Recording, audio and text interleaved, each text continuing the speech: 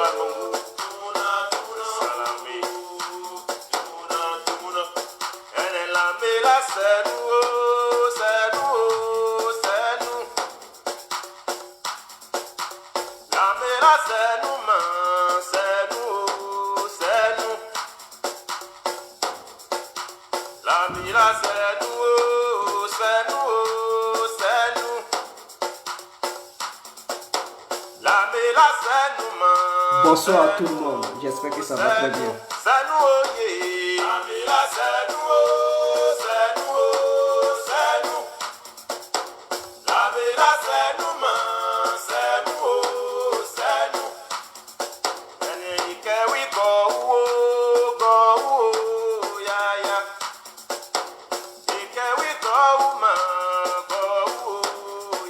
Paul Emmanuel Doué, bonsoir. Alors, nous allons essayer de stopper la musique. Excusez-moi, donnez-moi juste une petite minute. Je vais stopper la musique. Aïe, pour avoir une armée puissante, on n'a pas besoin d'avoir. Mais après, vous allez intervenir.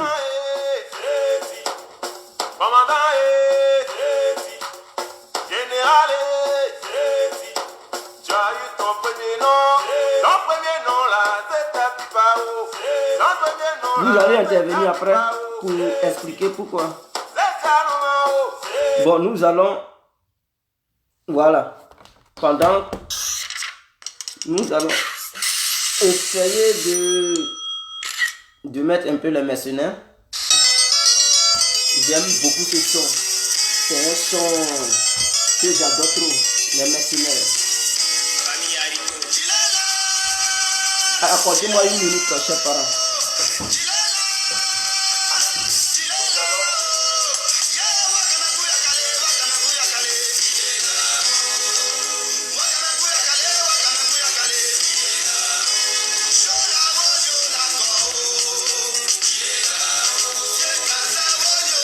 Oh.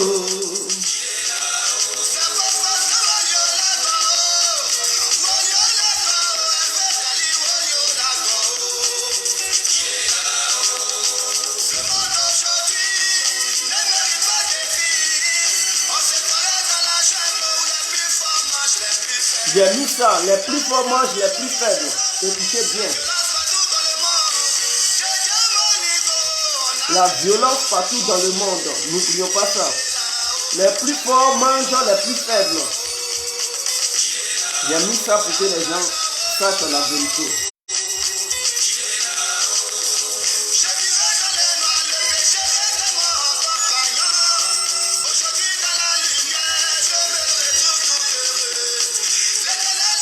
Ami Sirani, Potemogo Ben.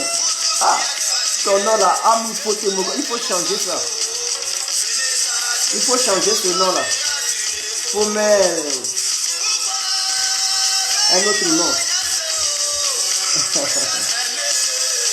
Et haïs son prochain, Dis-le là-haut.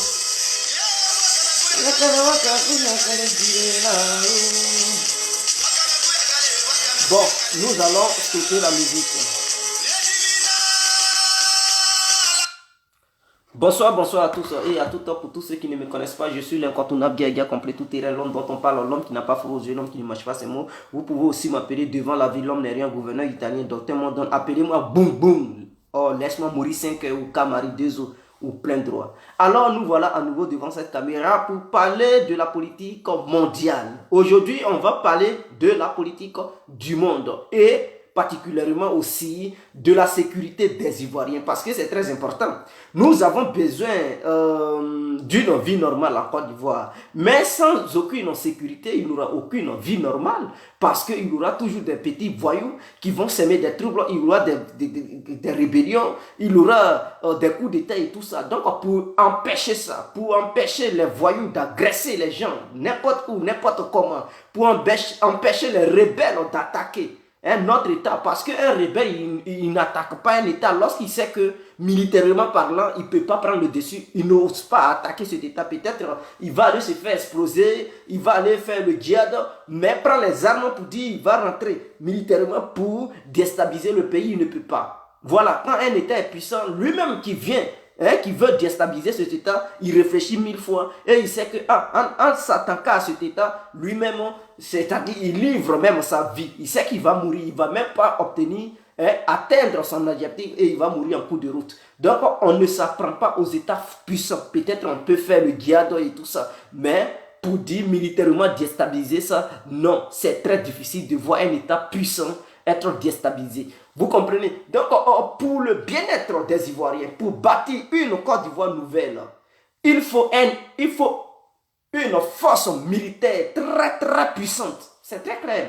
Parce que, pourquoi je le dis, dans ce monde, quand tu peux bâtir un État, tu peux construire les buildings de combien d'étages? De 45 étages, de 80, de 100. Mon frère, tu peux rendre ton pays le plus beau du monde. Oui, transformer le pays, rendre le pays au miroir de l'humanité tout entière. Mais si tu n'as pas une armée forte, n'importe quel État peut quitter n'importe où et détruire en une fraction de seconde tout ce que tu as bâti pendant des milliers d'années, les milliards que tu as investis là-dedans. Il va venir avec un seul missile, détruire tout. Il abat tout avec un seul missile, ou bien une seule aviation. Un avion qui fait un tour sur ton pays, il détruit tout, il nuit tout et tu redeviens comme si tu n'avais jamais connu le développement dans ta vie. Donc, pour éviter que des États autres viennent s'apprendre à nos petits États, que nous nous démerdons déjà pour les bâtir, pour empêcher d'autres États de venir bombarder et nuire le peu qu'on a déjà construit, on doit penser à l'armée. C'est très important. L'armée est très importante dans un pays. L'armée et l'économie sont deux choses qui permettent normalement à l'éducation. Parce que s'il n'y a pas d'armée, il n'y aura pas d'éducation. Pourquoi je le dis? Si l'armée est moins puissante, mais les terroristes vont diviser toujours le pays, ils vont s'aimer des troubles et il n'y aura pas de scolarité. Les gens ils vont se lever, gréver n'importe comment, s'aimer des troubles. Voilà. Et la police ne pourra pas maîtriser les manifestants en fait. Parce que si l'armée n'est pas professionnelle, comment un policier peut encadrer les gens? Ça va dégénérer et ça va assèmer des troubles. Les gens ils ne pourront plus aller à l'école normalement. Rien ne peut évoluer. Donc pour développer un État, il faut une armée puissante capable de sécuriser n'importe qui ose manifester. Il faudrait que la police ou la gendarmerie puisse être à la hauteur d'encadrer bien ces gens-là pour ne pas que des djihadistes s'infiltrent au milieu de ces gens pour se faire exploser. Il faut du professionnalisme. Il faut sécuriser le pays pour ne pas que, si les élèves ils partent à l'école, pour ne pas qu'une rébellion déstabilise voilà, leur cursus scolaire ou bien leurs études scolaires. C'est très important. Il faut verrouiller partout. Voilà pourquoi nous avons besoin d'un État puissant à travers l'armée et l'économie. Alors, mais comment nous pouvons y arriver? Nous constatons en Côte d'Ivoire malheureusement que la France est là depuis fort longtemps, mais la France, partout la France s'est implantée. Les bases militaires françaises qui sont remplies en Afrique, là où il y a eu une base française, c'est là-bas seulement il y a des troubles. On ne comprend pas. Allez-y voir au Centrafrique, en Centrafrique, la République centrafricaine. La France est là. Combien de rébellions qui a frappé la Centrafrique? La France a ses bases militaires en Centrafrique. Mais cela n'a pas empêché des rebelles, Bozizé est venu, Bokassa, je ne sais pas. Et il y a plusieurs dirigeants qui sont passés au sein de la République centrafricaine. Mais avec la présence de l'armée française, ça n'a pas empêché des rebelles de s'aimer des troubles, commettre des génocides, oui, crimes contre l'humanité. La France n'a rien fait. Mais elle cherche quoi? Quand une puissance militaire étrangère s'implante dans un pays, c'est pour la stabilité du pays. Mais si cette puissance étrangère est incapable, incompétente de stabiliser le pays, ou bien même empêcher des rebelles qui viennent, qui quittent ailleurs, qui rentrent dans un pays pour déstabiliser même l'État en place, ou le gouvernement, mais c'est que cette puissance étrangère n'a plus lieu d'être.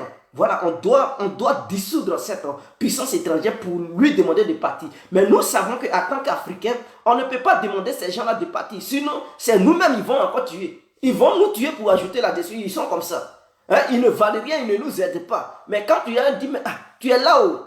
Ce que tu es venu faire là, ta mission, c'est pourquoi au juste? Parce que tu es là et puis rébellion me frappe. Voilà, la déstabilisation, la barbarie, n'importe qui quitte n'importe où pour faire n'importe quoi. Tu ne peux pas m'aider. Bon, il faut partir, je vais me débrouiller. Quand tu parles seulement, il te tue. Pourquoi tu as parlé? Il te donne la mort. Bon, on ne sait plus comment faire. Et ils sont là, ils nous surveillent. On ne peut pas se développer. Tu achètes une arme, il veut contrôler quel genre d'arme tu as acheté. Et puis il est là. Mais si tu ne veux pas qu'on achète des armes lourdes, toi, tu détiens toutes les armes lourdes du monde. Tu ne veux pas que nous, on se dote des armes lourdes. Tu contrôles, tu dis non, il nous faut seulement que des kalachnikovs et des lance-roquettes. Ok. Mais les rebelles, quand ils viennent, ils ne sont pas munis de kalachnikovs et lance-roquettes, ils ont des armes lourdes. Mais vous qui avez les armes lourdes, vous êtes incapables de les contrecarrer. Mais nous aussi, nous qui sommes au sein du pays, ces rebelles-là, ils ne trient pas. Militaires, gendarmes, policiers, civils, ils tuent tout le monde. Et puis, sur leur passage, ils passent. Et quand c'est comme ça, mais on se sent trahi par cette armée étrangère appelée l'armée française qui s'implante dans les différents pays africains. Et ça nous fait mal.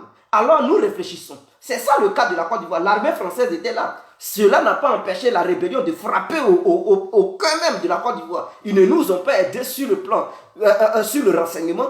Au niveau du renseignement, ils n'ont rien apporté parce que ils sont en avance au niveau du renseignement. Ils pouvaient informer même le gouvernement ivoirien pour dire une rébellion allait frapper. Mais côté renseignement, ils n'ont rien fourni comme un truc aide. Côté militaire, ils n'ont rien fourni.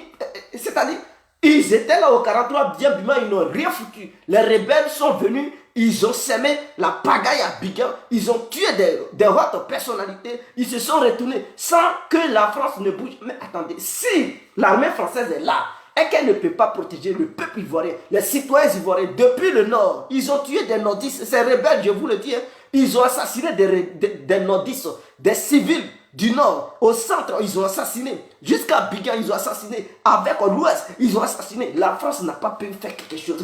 Elle fait quoi en Côte d'Ivoire? Si tu ne peux pas aider le peuple ivoirien, si tu ne peux pas aider le peuple ivoirien, tu fous quoi? Et puis toujours dire non, on est là pour la sécurité de nos ressortissants. Attends. Bon, la sécurité de vos ressortissants, vous faites quoi au 43?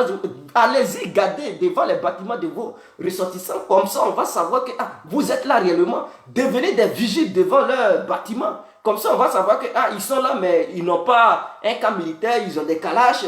Ils sont devant les bâtiments des ressortissants français ou européens.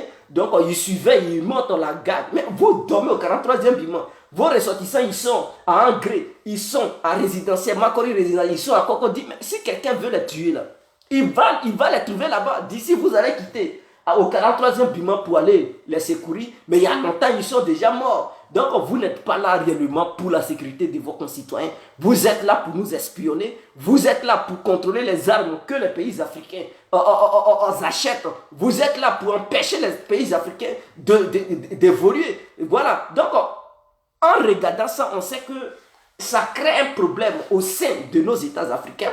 Alors, comment la Côte d'Ivoire peut faire pour avoir une force militaire puissante? Qu'est-ce que la Côte d'Ivoire doit faire? Est-ce qu'il faut couper les dents de la panthère? Mais comment faire pour couper les dents de la panthère? Comment faire pour couper les dents de l'armée française en Côte d'Ivoire pour pour dire à cette armée française que non, tu es là, mais tu ne peux plus tout faire. Tu ne peux pas faire n'importe quoi et comment. Alors, moi, ma seule solution, il faut voir d'autres armées étrangères pour venir implanter leur base militaire en Côte d'Ivoire. Implanter leur base, parce que c'est ça seulement qui peut. On ne peut pas dire on va devenir militairement puissant et laisser la France sans une autre force d'opposition. Parce que si c'est nous seulement là, ils vont nous empêcher. Parce que quand ils voient qu'on s'arme lourdement, ils vont créer une rébellion et ils vont encore intervenir pour dire on va bombarder les armes lourdes, on va détruire les armes lourdes. Ça, c'est leur prétexte. Ils vont tout détruire. Et ils vont toujours nous affaiblir militairement. Qu'est-ce qu'il faut faire? Il faut dire à cette France que non, trop c'est trop, vous ne pouvez plus faire n'importe comment et comment vous voulez et de la manière que vous voulez.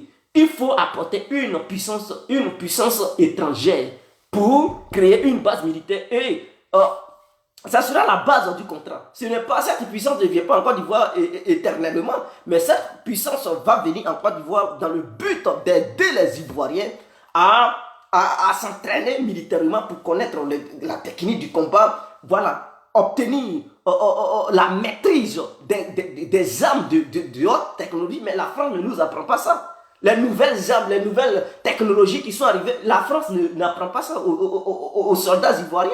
Et nous sommes arrêtés. On donne, par exemple, une arme nouvelle en ce moment, en 2018 ou bien 2017, on donne ça à un soldat ivoirien, il ne peut même pas manipuler. Parce qu'il ne connaît pas, il n'a pas appris, il n'a pas étudié. On appuie où? Madou, en série, c'est où on appuie même. Et puis il va regarder, il ne maîtrise pas. Si c'est Kalash, il va faire comme ça. Mais ce n'est pas Kalash qui est une vraie arme. Il y a des vraies armes aujourd'hui. Si on donne ça à un militaire ivoirien, il ne peut même pas maîtriser. Il va regarder, il va tourner, il ne sait même pas où on appuie. Il ne sait même pas parce qu'il n'a pas étudié ça. Or, l'armée française refuse d'enseigner ça à nos militaires ivoiriens. C'est là le vrai problème. Parce qu'un pays qui se dit un pays doit être capable de maîtriser toutes sortes d'armes de haute technologie, peut-être les missiles, bon, ça c'est un autre domaine. Mais on doit être capable de maîtriser certains missiles. On dit force de défense aérienne. En Côte d'Ivoire, regardez ce qui... On montre des voitures, des petites armes qui sont sur des 4x4. On dit c'est ça là qui sont les batteries anti-aériennes. Mais ça me fait mal. Pendant ce temps, des gens, ils parlent de vrais missiles que tu peux lancer à 30 km, à 500 km pour abattre des avions qui passent dans l'espace. Nous, pendant ce temps, on a des petits trucs. Je ne sais pas si ce sont des calages qu'ils ont taillés. On dit c'est ça qui est force entière. Et c'est ça là, la France dit, on n'a qu'à voir. Comme ça, le jour où elle est fâchée, elle peut prendre même des hélicoptères pour nous bombarder sans même qu'il y ait des ripostes. Elle peut même prendre ses rafales pour venir bombarder sans qu'il y ait des ripostes. À un moment donné, il faut mettre fin à ça. Voilà, moi j'ai analysé, je dis bon, il faut essayer de signer un autre contrat militaire de défense. C'est-à-dire, de la manière dont on a signé un contrat de défense avec la France. C'est-à-dire, si la Côte d'Ivoire est attaquée, la France doit intervenir. Nous partons encore signer un autre contrat de défense avec une autre puissance pour dire si jamais la Côte d'Ivoire est agressée par une autre puissance étrangère, cette puissance n'a qu'à venir intervenir. Donc la France, voyant ça, elle ne peut plus se permettre d'intervenir parce qu'elle sait que la Côte d'Ivoire a encore une autre signature qui la lie avec une autre puissance. Donc au cas où elle intervient, l'autre puissance va venir s'interposer pour dire oui, ce pays a un contrat avec toi, mais ce pays aussi a un contrat avec moi. Donc, c'est mon devoir de venir défendre ce pays. Donc, arrête tes frappes militaires. Il faut arrêter. Voilà, seule la diplomatie peut régler ça. On n'a pas besoin de... Et cette force, cette puissance étrangère va venir s'interposer entre la France et la Côte d'Ivoire pour apaiser les deux camps. Et maintenant, mener la diplomatie et trouver un consensus. Si ce n'est pas ça, la France va faire n'importe comment toujours en Afrique.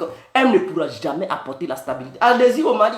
Depuis que les Français sont arrivés là-bas, c'est mélangé. Les Maliens même, ils ne contrôlent plus leur propre territoire. Ça part de pire en pire. Il n'y a même pas de stabilité. Au nord du Mali, pendant ce temps, ils ont dit non, c'est venu encore là, les terroristes, ils se sont multipliés. Ils ne peuvent même plus maîtriser. Or, pourtant, ils ont toutes les technologies, drones, je ne sais pas, caméras, je ne sais pas, satellites, mais ils ne peuvent rien faire parce qu'ils ne luttent pas réellement contre les terroristes. Quand ils veulent intervenir, ils s'attendent à elle, les terroristes, pour dire quand on vient fuir, pour faire comme si on a nettoyé. Mais après, venez frapper, pour faire comme ça, nous allons nous maintenir. Ils négocient toujours les terroristes, c'est des gens. Arrêtez voir au Moyen-Orient. Le monde entier a su que ces pays-là, ces pays occidentaux, les Américains, ce sont des gens qui financent les terroristes. Ce sont des terroristes internationaux. Donc, quiconque en Afrique qui pense que la France est une puissance militaire capable de lutter contre des terroristes, non, cet État fait une erreur capitale. La France ne peut jamais lutter contre des terroristes. La France, au contraire, se cache derrière les terroristes pour piller les ressources de n'importe quel pays au monde. La France a toujours joué comme ça. Et c'est au Moyen-Orient, nous constatons la vérité. Le monde entier a su cela. À Idlib, en Syrie, ce qu'on appelle Al-Qaïda, c'est pas eux qui disent djihadistes. Al-Qaïda, on veut maintenant les frapper. Ils disent, oh, faut pas, ils vont les toucher. Eux, maintenant, ils défendent ces gens-là.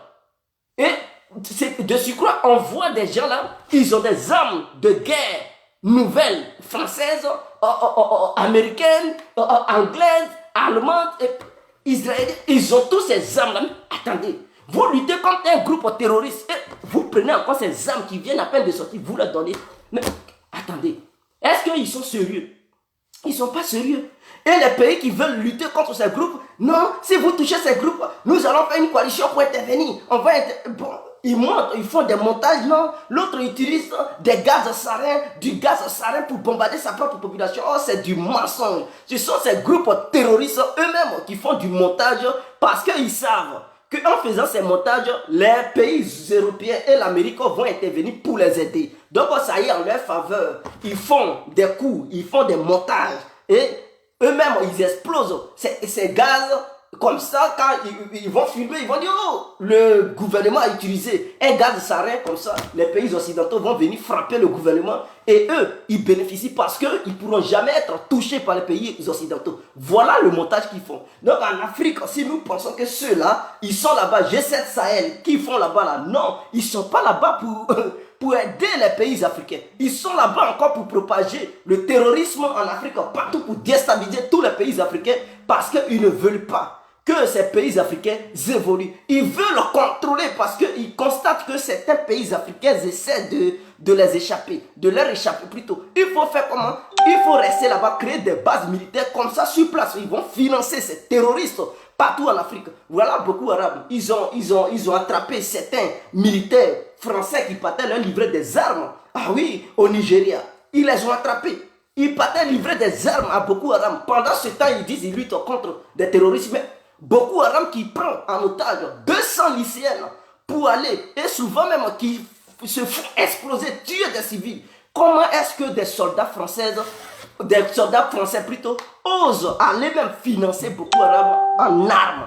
Est-ce que c'est normal? Non, ce n'est pas normal. Et avec une telle armée, un tel pays, pensons-nous, nous Africains, pensons-nous que oui, nous allons nous confier à cela pour libérer l'Afrique de ces terroristes qui sèment la pagaille? Non. Est-ce que quand ils ont détruit la Libye, ils font quelque chose? Non. C'était pour créer le nœud des terroristes en Afrique. Parce que depuis la Libye, ils peuvent entraîner les terroristes.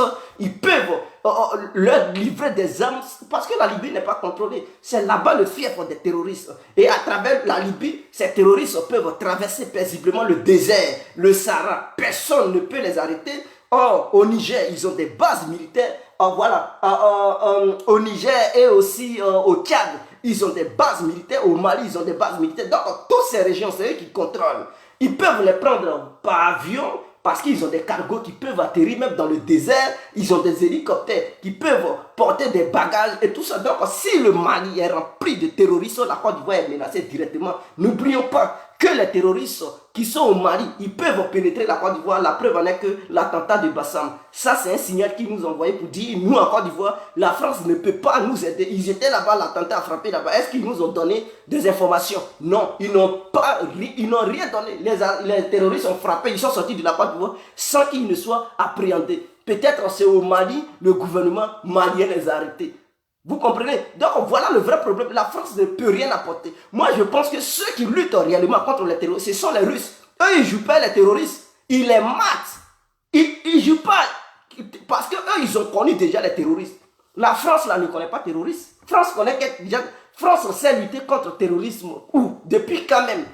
Des gens qui se font exploser à Paris là, ça c'est pas des trucs. Ça ce sont des gens, des individus qui sont cachés quelque part, qui se font exploser. Mais pour aller sur un terrain où les djihadistes, ils sont armés jusqu'aux dents. Ils ont des chars de combat, ils ont des armes anti-chars. Ils ont des missiles sol-air.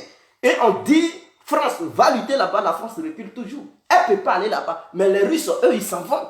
Où on dit, c'est chaud, allez-y. Oh, à Grozny. Grozny, c'est où? C'est à Kekeni, la capitale, Keken. C'était rempli d'islamistes. Les Européens les finançaient, les Américains. Mais Poutine a libéré là-bas, il a perdu des soldats, mais il les a matés et libérés là-bas. Et il a nommé Kadyrov comme président de cette ville, Keken. Est-ce que vous comprenez? Donc, lui, il joue pas les rebelles. Il mate les rebelles. En Syrie, vous voyez sur le terrain, il ne caresse pas les rebelles, il les mate. Il les mate. Il les mate. Il les mate jusqu'à eux-mêmes ici. Il dit, bon, on va. Quand ils sont dans une ville, tellement il les mate jusqu'à. Vers la fin, là, il demande des négociations. Pardonnez, ne nous tuez pas. On va quitter la ville, on va vous laisser ça. Il dit, bon, vous avez intérêt. Voici des cas. Allez-y. Quittez cette ville, allez-y de l'autre côté. Quand il finit, il les poursuit. Là où ils partent, il les mate. Après, ils finissent par négocier. Pardonnez, ne nous tuez pas. C'est comme ça il les traite. Il ne joue pas avec eux. Mais est-ce que vous voyez la France en négociation? Non, on lutte contre le terrorisme au Moyen-Orient. Vous avez vu ces gens-là lutter contre quel? C'est eux-mêmes qui les forment, ils les enseignent, ils leur donnent des armes de guerre. Et après, ils font semblant de dire, on lutte. Les terroristes qui ne sont pas d'accord avec eux, qui ne les respectent pas, qui les désobéissent, c'est ceux-là, c'est sûr, eux, ils larguent des petites bombes. Sinon, ils ont leurs propres terroristes qu'ils prennent pour combattre des États légaux, des États souverains. C'est ce qu'ils font. Parce qu'eux-mêmes, ils ont peur d'aller sur le terrain. Ils sont obligés de donner des armes à des bandits criminels, à des voyous interplanétaires pour aller déstabiliser des États. Voilà leur nouvel ordre mondial. Abdo Abkao, c'est-à-dire le monde dans le chaos. Donc, ils sèment le chaos partout dans le monde pour pouvoir faire asseoir leur nouvel ordre mondial. En Afrique, on doit ouvrir les yeux. Signons un contrat de défense avec la Russie et la Chine.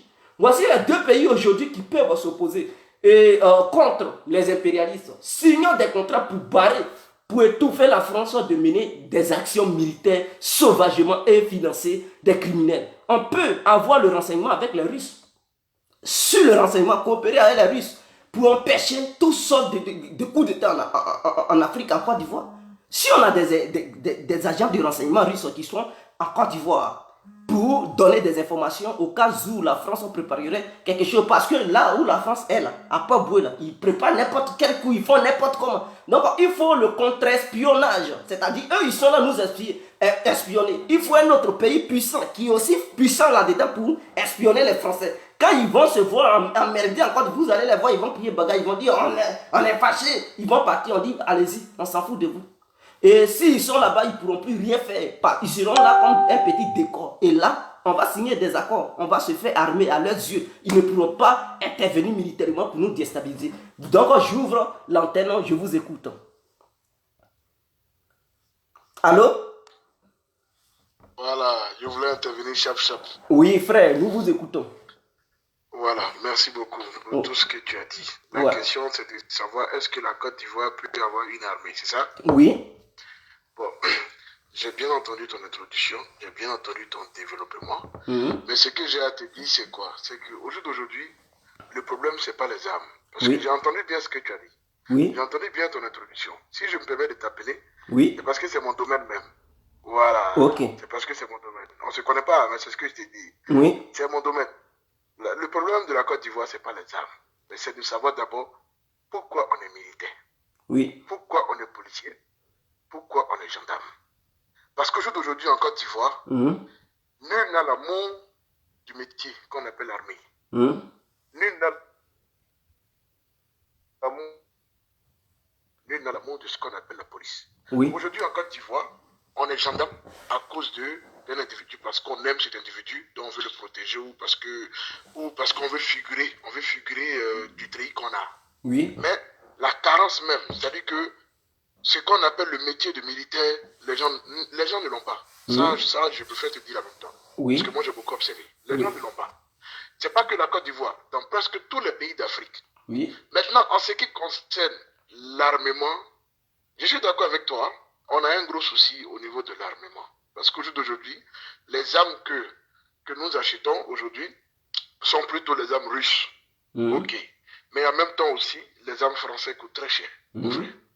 Les armes français coûtent très très cher parce que le prix d'un FAMAS, ça coûte cher. Ça coûte cher, sincèrement, ça coûte plus cher que le prix d'une Kalachnikov. Or, la Kalachnikov est plus puissante que le FAMAS français. Mais le problème, c'est quoi? C'est que ça, c'est un problème politique. Donc, mieux vaut laisser ça à la défense, au ministère de la Défense. Et effectivement, c'est une question qu'il faut poser. Parce qu'au jour d'aujourd'hui, moi, je me prépare à faire un direct bientôt. Donc, je vais faire le direct bientôt. Le direct aussi, ça concerne l'armée. Parce que j'ai l'impression que, et il faut que tous les gouvernements qui viennent aujourd'hui en place puissent changer tout ce qui est l'armée. Parce qu'au jour d'aujourd'hui, celui qui est militaire ne doit pas mourir militaire. Non, non, non, non, non. Quand tu viens être militaire, tu viens pour 5 ans. Et c'est ce qu'on le fait presque dans tous les pays du monde. Parce que c'est un métier. Tu le fais pour 5 ans. Tu le fais pour 5 ans. Tu pars et tu laisses d'autres personnes venir. Au moins, ça crée de l'emploi. Voilà, ça crée de l'emploi au niveau de la jeunesse. Et je pense qu'à un moment donné, il faut que les Africains se structurent plus ou moins sur ce côté-là. Parce qu'on ne vient pas être militaire à vie. Non, non, non. Celui qui veut être militaire à vie, il y a des conditions. Voilà, on ne vient pas être militaire à vie. Mais au jour d'aujourd'hui, quand quelqu'un est militaire en Afrique, bon, je prends l'exemple de mon pays, la Côte d'Ivoire, c'est-à-dire que tant que lui-même, il n'est pas mort, il restera toujours militaire. Tant qu'il n'a pas fait de bêtises pour qu'on puisse le radier, il restera toujours militaire à vie. Or, l'armée aujourd'hui, c'est quelque chose qui éduque. Voilà, c'est quelque chose qui éduque beaucoup. Et si on permet à ces jeunes d'intégrer l'armée, voilà, sincèrement, moi je pense qu'il n'y aura pas de voyoutisme, ça va lutter encore contre le banditisme, tout et tout et tout. Et ça c'est plus ou moins une possibilité pour le gouvernement ivoirien, tous les gouvernements ivoiriens de lutter, en fait, de créer de l'emploi aussi dans la jeunesse. Maintenant, en ce qui concerne le deuxième point c'est quoi? Si tu peux me rappeler rapidement, je vais intervenir là-dessus. Quel point? Allô? Oui, allô? Non, tu as parlé de l'armée et tu as parlé d'autre chose. Tu as parlé de quoi?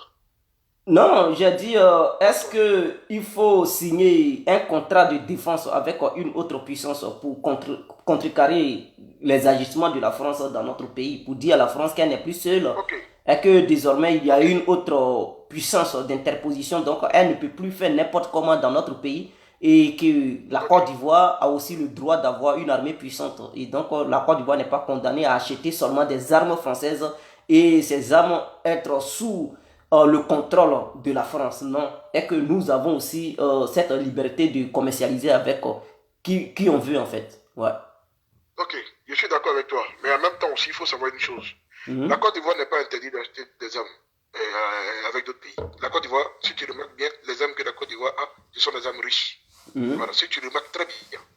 C'est lorsque le général Mangou a fait son témoignage que j'ai compris plus ou moins d'où provient, et déjà même j'ai aussi des potes, donc j'ai eu plus ou moins ces renseignements, mais son témoignage nous a permis de comprendre d'où viennent les armes que la Côte d'Ivoire a. La Côte d'Ivoire n'est pas seulement interdit de prendre les armes françaises. Voilà. Mais le problème c'est quoi? Ça dépend des armes. Parce que si tu prends des armes de 1943 ou de 1950, même si elles ne sont pas françaises et qu'elles viennent d'un autre pays étranger, là il y a problème. Là il y a problème. Le problème c'est pas les armes, mais c'est de savoir quel type d'armes on achète. Si ce sont des armes lors de la guerre mondiale, non, là, je suis désolé, mais ça, ce ne sont pas des armes. Oui. Aujourd'hui, il faut regarder nos chars que nous avons. Regarde nos chars. Nul n'a, aujourd'hui, là, quand tu regardes en Afrique de l'Ouest, nul n'a les chars de maintenant. On n'a que des chars de la soviétique. Alors, c'est que nous sommes face à un problème. Le problème, c'est pas que la Côte d'Ivoire est interdite. La Côte d'Ivoire n'est pas interdite. Mais juste qu'à un moment donné, le gouvernement même, certains gouvernements ne veulent pas mettre le paquet. Voilà, aujourd'hui, c'est vrai, on parle de la France. Mais moi, je vais vous dire quelque chose, peut-être qui va vous dépasser, mais aujourd'hui, quand on compte la France dans les puissances mondiales, aujourd'hui, on dit la France est 7e puissance mondiale militaire. Voilà. Aujourd'hui, quand on dit que la France est 7e puissance mondiale, aujourd'hui, militairement, ou 6e, j'en sais rien, attends, tout à l'heure, je vois, moi, j'ai à te dire quelque chose. C'est par rapport à l'Afrique que la France est classée. Sinon, si ce n'était pas par rapport à l'Afrique, une armée me conduit une armée, mon frère, laisse tomber. La France ne peut pas être classée parmi les 10 premiers. Ça, je te l'ai dit, je sais de quoi je te parle. La puissance de la France, quand on regarde bien, quand on observe bien, c'est sur le continent africain que la France fait valoir son armée. Sinon, en Occident, laisse tomber. On connaît plus ou moins les pays qui sont très bons. Terrestre, on sait, oui, les Français sont bons. Au niveau du renseignement, on sait, oui, les Français sont bons. Mais il n'y a pas que ça. Voilà, il n'y a pas que ça. On parle aussi de l'armement. En matière d'armement, La France est derrière, mon frère, derrière même. Ça, je sais de quoi je te parle. La France est sérieusement derrière. Mais en même temps, ce que j'ai à dire, c'est que pour conclure, c'est pour te dire que la Côte d'Ivoire n'est pas interdit de prendre les armes dans tout le pays. Parce que celui qui veut te faire croire ça, la personne a menti. La Côte d'Ivoire n'est pas interdite. Le gouvernement ivoirien n'est pas interdit. Mais juste qu'ils veulent tellement faire des économies qu'à un moment donné, ils achètent des armes des années soviétiques. Et c'est quelque chose qu'il faut le dire. Il ne faudrait pas qu'on ait honte de le dire. Ça, c'est un malaise. C'est un malaise au niveau de... C'est un malaise. Voilà, c'est un malaise au niveau de l'armée. Et il faut le dire. Il faudra qu'on le dise. Voilà, donc, si ce je voulais... Ok, nous vous remercions, frère. Merci à toi aussi. Au revoir.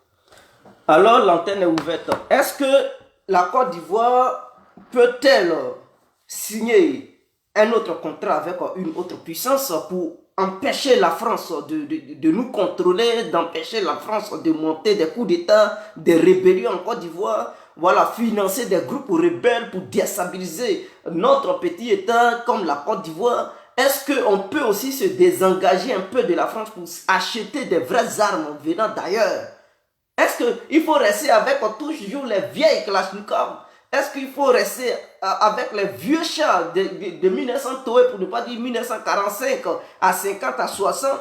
Est-ce qu'il faut maintenant penser aux nouveaux armements qui sortent partout dans le monde? Il y a des armes nouvelles. On parle de la nouvelle technologie. Pourquoi la France ne se dote, je dis la France, pourquoi la Côte d'Ivoire ne se dote-t-elle pas d'un tel armement pour faire un peu peur à la France? On n'a pas besoin de fabriquer seulement les armes pour faire peur à un pays.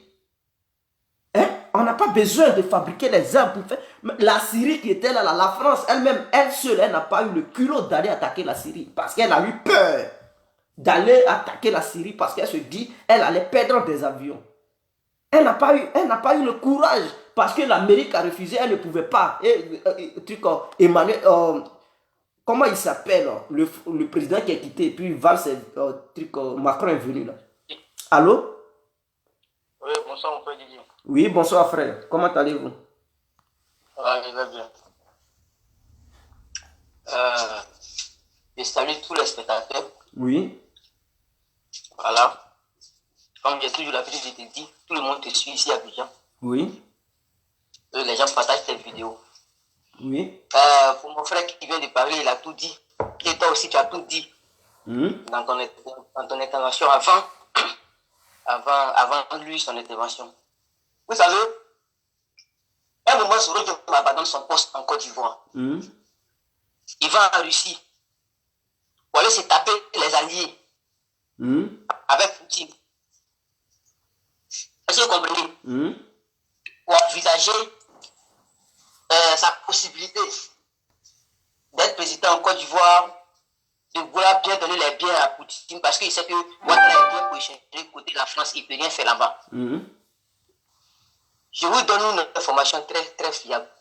Soro Diom a reçu les gifles de la part de Poutine. C'est une manière de parler, il n'a pas dit la gifle vis-à-vis. Poutine a dit, c'est à cause de ta rébellion. Vous enlevez vos informations, frère? Je peux vous dire, si on rentre en niveau, monsieur. Ok, on vous écoute. Ok. Soro Diom a reçu les chiffres de la part de Poutine. Poutine a dit à Soro Diom, sinon ici, moi j'étais à Lokodro. Où l'avion russe bombardait la marine du côté de Lokodro. L'avion russe bombardait la marine? Les armées et l'armée ivoirienne qui était positionnée. D'abord, c'était un hélico. Ils ont écrit en bas l'ONUCI. Moi, je suis juste à côté de l'ONUCI. Et moi, je voyais tout. L'ONUCI, chaque fois l'avion de l'ONUCI garait et ça envoyait des personnes. À l'époque, je ne peux pas dire que j'avais un smartphone, mais je voyais toujours passer. Je suis chez moi à la maison, je suis à la colline là. Et l'avion de l'ONUCI en bas, et il descend. Les gens descendent de l'avion. Ça retourne, ça revient, ça retourne. Quand la crise a déclenché, de côté de Yopougon, de l'autre côté, voilà le quartier Bouribana, de l'autre côté, là-bas où la base maritime est positionnée, il y a un avion en bas, ils ont écrit d'abord ONUCI, qui pullonnait là-bas. Quand l'avion est reparti, quand l'avion repart, il y a un petit avion qui vient un peu noir. Ils ont mis URS à côté. Parce qu'on voit ça vole là-bas à voix basse comme ça. Et puis ça monte d'altitude, ça commence à pilonner. La Russie d'abord était en Côte d'Ivoire pour protéger la constitution ivoirienne. Comme nous sommes en termes militaires. Et la Russie s'est vue, il ne peut pas dire menacée parce que la Russie, on ne menace pas la Russie. La Russie étudie beaucoup. La Russie s'est vue retirée par les interventions de tous les gars, comme on peut les connaître, l'ONU et autres là, la France, les États-Unis, parce que l'Angleterre se disait c'est mon gâteau et j'ai mon gâteau là-bas. Les États-Unis, on n'en a pas là-bas parce que la Côte d'Ivoire est le centre, n'est-ce pas? La Côte d'Ivoire est le centre, n'est-ce pas, de la sous-région ouest africaine.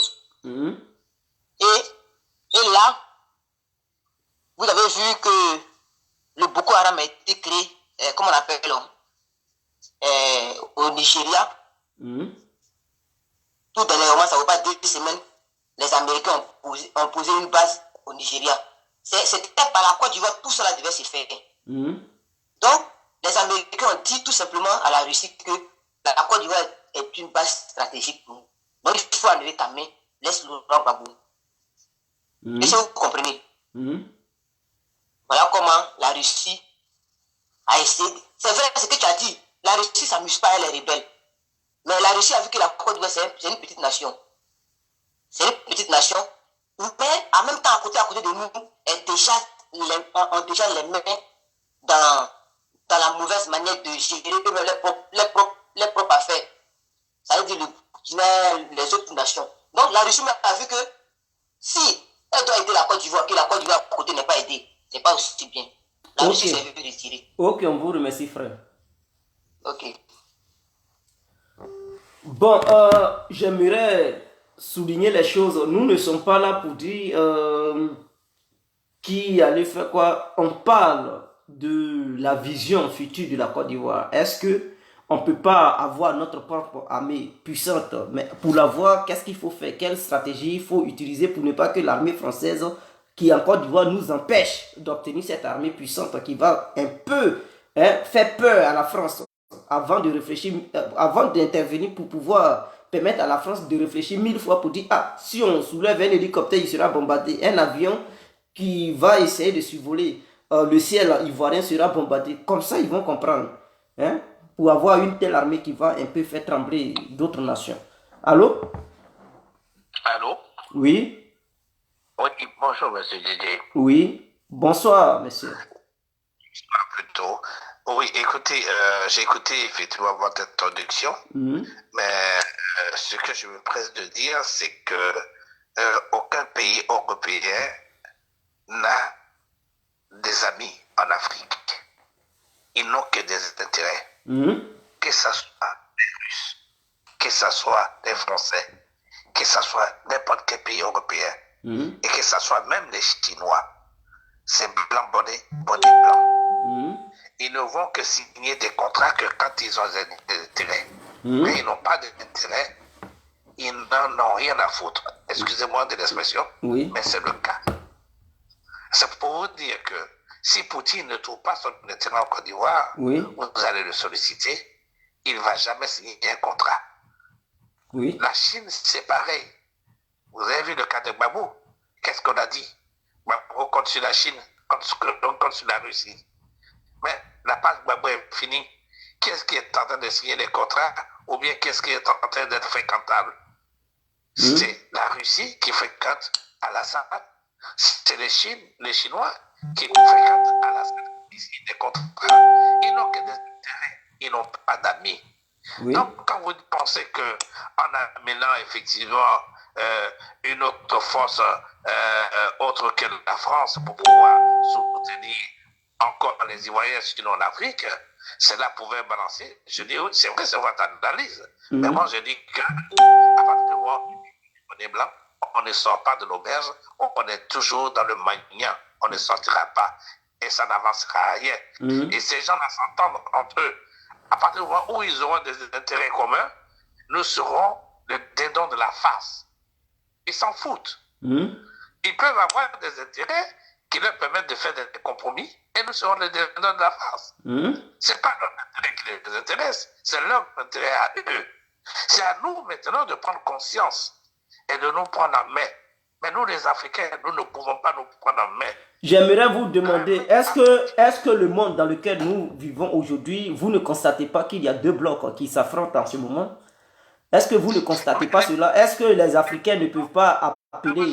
C'est-à-dire, il y a un jargon qui dit mon ennemi, c'est-à-dire l'ennemi de mon ennemi est mon ami. Donc, est-ce qu'on ne peut pas saisir cette occasion pour prendre ces forces qui s'affrontent avec les forces européennes pour pouvoir essayer de garantir aussi notre sécurité? C'est parce que la Côte d'Ivoire est importante que la France ne veut pas la laisser.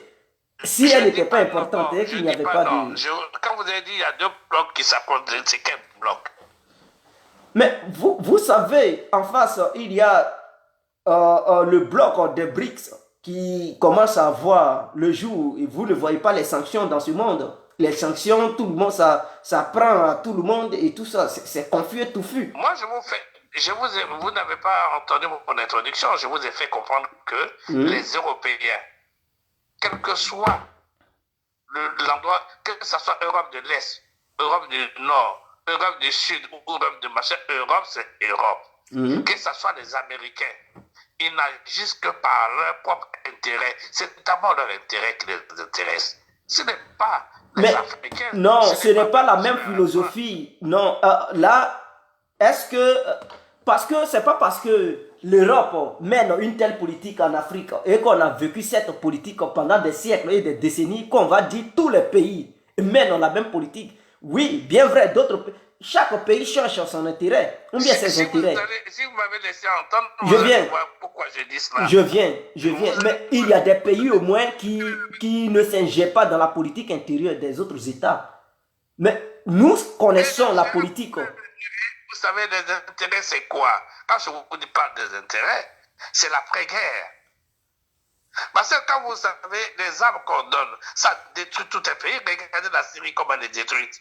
Mais qui va reconstruire la Syrie? Mais nous ne parlons pas de guerre là. Ce n'est pas, on ne parle pas de guerre. On parle d'une armée qui sera en face pour empêcher la guerre. Donc il faut préparer ça. Il faut empêcher la guerre d'arriver.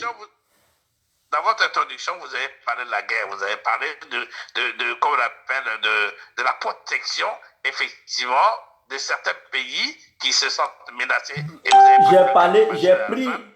J'ai pris l'exemple de la Syrie, mais en Côte d'Ivoire, nous ne sommes pas en confrontation. Nous ne sommes pas en confrontation avec l'armée française, mais je parle d'une stratégie pour empêcher l'armée française de bombarder encore à nouveau la Côte d'Ivoire. Donc, il y a des pays, par exemple, la Chine, c'est un pays qui vient en Afrique, qui ne dit pas, lui là il est dictateur, il faudrait qu'il change, lui là il est dictateur, lui là n'a pas gagné. La Chine ne le fait pas. Donc voilà un État qui a une autre politique, une autre vision, mais la France, toujours qu'on fait une élection en Afrique, c'est la France qui ne reconnaît jamais un truc les candidats élus. C'est la France qui conteste. Avec une telle politique, nous en avons marre. Voilà pourquoi on dit, est-ce que c'est la meilleure des politiques que ces pays occidentaux font en Afrique, ou bien il faut essayer de s'éloigner d'eux pour voir ce que ça peut nous donner. Voilà ma vie. Vous ne m'avez pas permis de continuer mon exposé. Je vous laisse, s'il vous plaît. Okay, merci. Moi, je vous fais comprendre que quel que soit le bord, que ce soit les Russes, que ce soit les Français, que ce soit les Chinois, ils n'agissent que dans les pays quand ils ont des intérêts. Quand ils n'ont pas d'intérêt, ça ne leur dit absolument rien. Battez-vous, faites ce que vous avez à faire, appelez-nous, demandez ce que vous avez à faire, on ne fait rien. Je vous ai donné un de Gbagbo. Gbagbo a fait appel à la Chine. Gbagbo a fait appel à la Russie. D'après ce qu'on a entendu des hommes politiques, d'Aboudraman Saga et tout ce qui s'ensuit. Qu'est-ce que vous avez vu? Est-ce que vous avez vu les Chinois ou les machins venir défendre? Non. parce qu'ils n'avaient pas d'intérêt. Et dès qu'ils sont partis, on leur a donné d'autres intérêts plus intéressants. Ceux-là, aujourd'hui, au nom de leurs intérêts, au nom de la protection de ce qu'ils sont en train de faire, ils sont prêts à venir protéger effectivement le pouvoir d'Al-Assad. Il y a cela. Le problème, c'est qu'en Afrique, nous n'avons pas d'armée, nous n'avons que des milices au service des gouvernements, sinon au service des chefs d'État. Le jour où nous allons avoir des armées, nous n'aurons pas besoin d'avoir affaire à ce genre de personnes. Apprenons d'abord à nous considérer comme des militaires. Comme l'a si bien dit le premier intervenant. Il dit, nous ne sommes pas des militaires. Et c'est vrai, il n'y a pas de militaires. Regardez le cas du Mali. Regardez le cas du Mali.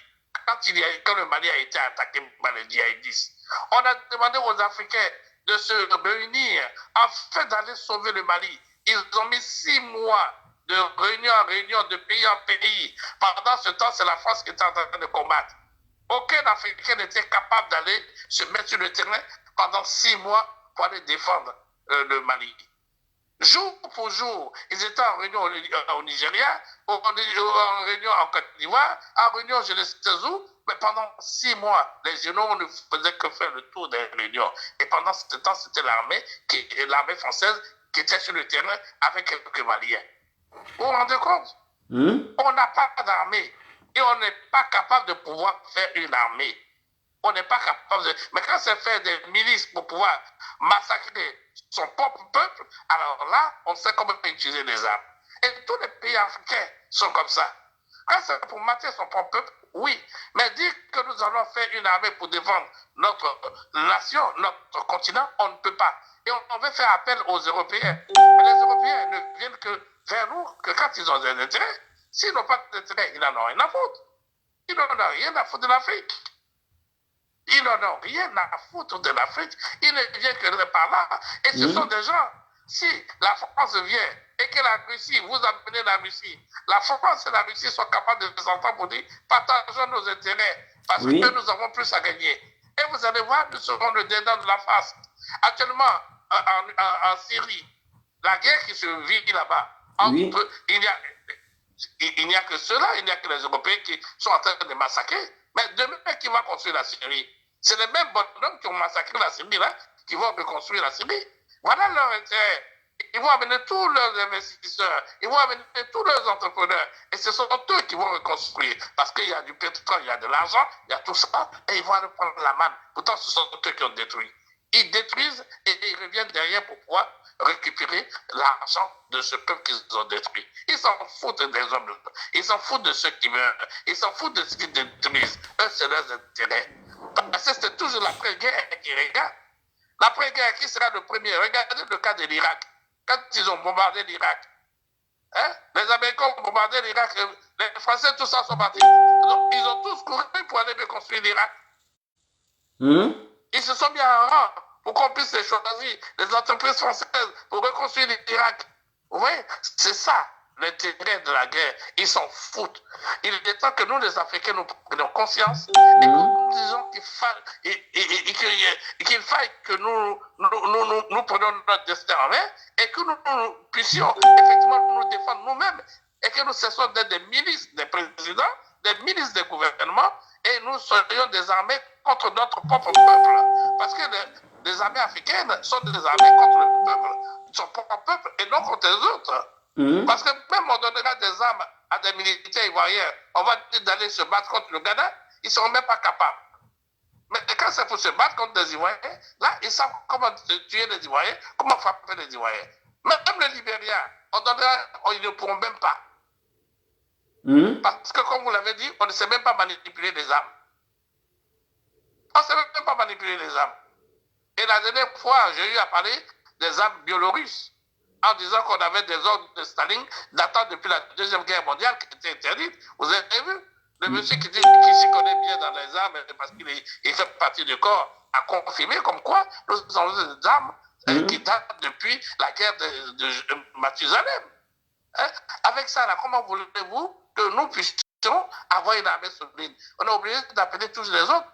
Mais on va toujours dépendre des autres, alors qu'on se dit État souverain. On est là, oui, notre souveraineté. Nous vous remercions. Ça crée déjà par la force que nous avons pour de nous défendre. Nous vous On ne remercions. peut même pas nous défendre et on va être souverain. On va être souverain dans quel sens? Soyons sérieux. Nous vous remercions. Ok. Bon, le monsieur dit les Noirs, ils sont incapables de soutenir leurs frères noirs quand il y a une rébellion qui frappe à la porte d'un pays africain. Ils sont incapables. Ils passent leur temps à faire des réunions. Et ce sont ces mêmes blancs qui viennent nous aider. Et après, nous crions, on veut notre souveraineté. Et là, il y a un problème. Le noir doit être capable et à mesure de défendre son propre frère. Voilà l'Afrique centrale. On est incapable, nous, Africains, de libérer ces petits rebelles qui sont en Afrique centrale. Les rebelles maliens, on était incapables. Il n'y a eu aucune intervention, il fallait encore la France. Et quand c'est comme ça, mais eux aussi, ils se cachent derrière les rebelles parce qu'ils connaissent la mentalité africaine. Pourquoi je le dis? Ils savent que quand un pays africain est attaqué militairement par des rebelles, ils savent que les Africains ne peuvent pas mobiliser des soldats pour aller aider ce pays africain. Et donc, eux, ils savent qu'ils seront toujours là. Ils vont les appeler pour dire, venez nous aider. Et c'est dans ça, là, ils arrivent là-bas pour implanter leur base militaire. Parce qu'ils savent que le noir va toujours les appeler. Et c'est là il y a le vrai danger. Qu'est-ce qu'il faut faire? Est-ce qu'il faut quitter dans cette mentalité pour... Allô? Alors, bonsoir. Bonsoir. Bonsoir, Didier, ça va? Oui, ça va et chez vous? Moi aussi, ça va. Je voudrais intervenir aussi pour donner mon opinion. Oui, nous vous écoutons. Ok, moi, c'est pour la toute première fois que j'interviens dans ton émission. Oui. D'abord, je voulais dire que je ne suis pas ivoirien. Oui, ça m'a... Je suis angolais. Pas de souci. Alors, peut-être en mon français, vous allez dire comment... Non, il n'y a pas de souci. Ici, on ne regarde pas la qualité du français. Nous parlons le portugais. Ok, d'accord. Alors, moi, j'ai découvert la Côte d'Ivoire à partir des événements de 10 ans. Bon, j'interviens ici en tant que panafricaniste. Oui. Pas panafricain parce qu'il y a une nuance panafricaine. Bon, tout le monde est panafricain, mais en tant que panafricaniste. Oui. Alors, pour cette idée qui habite en moi des panafricanistes, donc toute situation qui se passe dans tous les pays africains subsahariens, oui, donc me concerne. Alors, en analysant ce qui s'est passé en Côte d'Ivoire, c'est vrai, donc là où je me vois, je suis toujours en colère contre les Français. Donc, l'Afrique francophone, les 5 ennemis que nous avons, il y a trois ennemis. Premier ennemi, la France. Deuxième ennemi, la France. Et enfin, le troisième ennemi, c'est toujours la France. Parce que si vous regardez bien, la France n'a pas permis à tous ces pays qui ont colonisé l'Afrique d'avoir une armée forte. Oui. D'ailleurs, les bâtisseurs de la Côte d'Ivoire moderne, comme Houphouët-Boigny, il avait refusé d'avoir une armée. Il a fait cadeau, c'est-à-dire de la sécurité de la Côte d'Ivoire en France. Ils ont signé leur contrat, mais les Français, malins qu'ils sont, nous avons vu que quand Gbagbo, la rébellion a commencé, Gbagbo a demandé que la France puisse mettre des accords qu'ils ont signés à des exercices, la France a refusé totalement. Oui. Mais quand les élections ont commencé après la crise post-électorale, cette même France, qui est vraiment la honte pour moi, donc la France, en Côte d'Ivoire, il ne devait même pas être ni pour Gbagbo, ni pour Ouattara, quelles que soient les circonstances. Elle devait se mettre au milieu parce que c'est son ancienne colonie. C'est le pays qu'il a colonisé, c'est le pays où il a des intérêts. La France devait se mettre au milieu comme Chirac l'avait fait. Bon, d'ailleurs, Chirac, pour d'autres circonstances, malgré que ce sont les mêmes, quand la rébellion, Gbagbo avait des problèmes, la Chirac, il devait venir se mettre au milieu. C'est ça au moins les rôles que la France devait jouer. Mais après les élections, la France a bombardé, a tué les Ivoiriens en prétextant que non, c'est le mandat de l'ONU. Ça, vraiment, c'est la honte. Et les Ivoiriens, ils ont applaudi ceux qui étaient contre Gbagbo. Donc, vous pensez que de la manière la France avait dit au début que la guerre se passait entre les Ivoiriens, donc elle ne pouvait pas intervenir pour taper des Ivoiriens parce que la rébellion n'était pas un pays étranger. Donc, c'était des Ivoiriens qui avaient fait cette rébellion. Elle ne pouvait pas bombarder des Ivoiriens. Donc, en 2011, elle ne devrait pas aussi bombarder les Ivoiriens, mais elle devrait jouer le jeu de médiateur, c'est ça? Oui, oui. La France, elle avait tous les pouvoirs de jouer médiateur. Elle avait tous les pouvoirs de jouer médiateur. Mais regardez un gars comme Sarkozy. D'abord, ami intime de Ouattara. Donc Sarkozy, il n'a pas vu que... D'abord, c'est Sarkozy-là, il a passé son temps à insulter les Africains. Au Sénégal, dans notre propre sol, dans notre propre continent, il a dit que les Africains ne vont pas entrer dans l'histoire. Ça, c'est une provocation. Oui. Il est passé en Libye. Nous avons vu ce que la France a fait en Libye. Et il est venu en Côte d'Ivoire. Nous avons fait ce que la France a fait en Côte d'Ivoire. Oui. Au Mali, la tactique de la France, c'était quoi? La politique, d'abord, il laisse pourrir la situation. Quand la situation se pourrit, après, ils viennent comme des sapeurs-pompiers pour donc arranger la situation. Au Mali, quand la situation a commencé, la France avait toute la possibilité, parce que les Mali aussi, je crois, ils ont des contrats avec la France. Mais les rebelles sont descendus du nord du Mali vers la capitale. Oui. Quand ils sont arrivés près, c'est là où la France, parce que la France, elle fait ses désirés. Donc la situation se pourrit, après la France, elle est venue. Nous avons vu nos frères maliens. Ils ont accueilli la France comme des sauveurs, avec des bras ouverts. La France, vive la France dans le dépôt. Mais après, le président malien même, il n'a pas le droit aujourd'hui de mettre ses pieds à Gaoula, au nord là du Mali. Là où il y a des Ansardines, Moudjahidine, je ne sais pas comment ça s'appelle, tous ces groupuscules-là. Et après, qu'est-ce qu'on a vu? On a vu des photos des militaires français avec des lingots d'or. Oui. Mais c'est quel GSA joue la France? Vraiment, je crois, ton émission, vraiment, elle est très importante. Moi, j'y suis vraiment que si la Côte d'Ivoire, pas maintenant, prochainement, si la Côte d'Ivoire peut des relations avec la Russie, vraiment, je dirais bravo.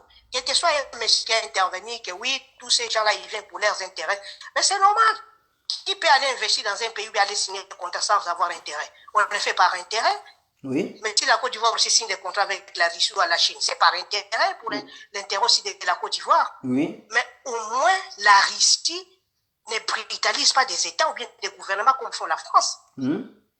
Aujourd'hui, c'est en Centrafrique, le président centrafricain Touadéra peut aujourd'hui respirer au moins un minimum de l'air parce que donc, ces gardes du corps, donc les gardes du corps présidentiels, ce sont des riches. Oui. Et les riches, ils ont décidé que nous allons quand même aider ces pays. On ne peut pas laisser ces pays. C'est la honte pour la France. Moi, j'ai la honte quand la France dit j'ai des colonies.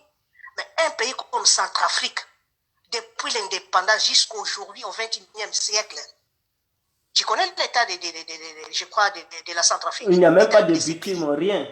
Il n'y a pas de victimes, il n'y a pas de rien. Parce que la France dit non, c'est notre précaré. Ils ont menti à Bokassa, ils l'ont fait devenir empereur. Toujours pour humilier des Africains. Mais après, nous savons comment Bokassa était fini. Donc, la France, elle ne nous inspire pas la confiance. Si la Côte d'Ivoire peut signer des contrats avec la Russie, qu'il les fasse, qu'il appelle même que les Russes viennent s'installer à Côte d'Ivoire. Parce que si les Russes viennent, la France n'aura pas un seul mot à dire. Et la France ne peut pas manipuler la Russie que non, écoutez, sinon des contrats, nous allons manger. Non, parce que la Russie a une autre vision que la France.